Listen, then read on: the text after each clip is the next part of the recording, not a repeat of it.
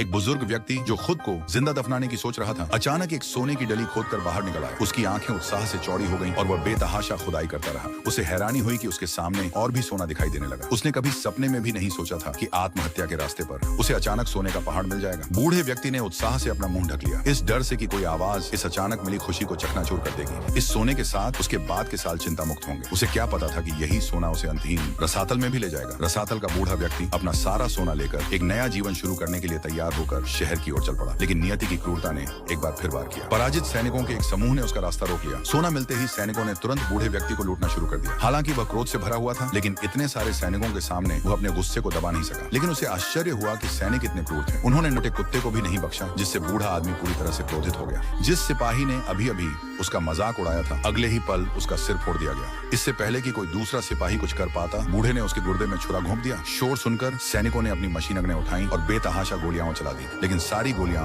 उनके साथियों को लगी। बांधने में लगने वाले समय से भी कम समय में सभी सैनिकों को मुफ्त किल बॉक्स मिल गए। हालांकि कई सैनिकों के लिए संकट सुलझ गया था, लेकिन खतरा अभी टला नहीं था, क्योंकि दूर से टैंकों की गर्जना सुनाई दे रही थी। उसे तुरंत कुछ गड़बड़ का आभास हुआ और वह भागने लगा। बूढ़े आदमी को भागते देख अफसर ने उसका पीछा करने की जल्दी नहीं की, क्योंकि उसे पता था कि आगे उनकी बारूदी सुरंगें हैं।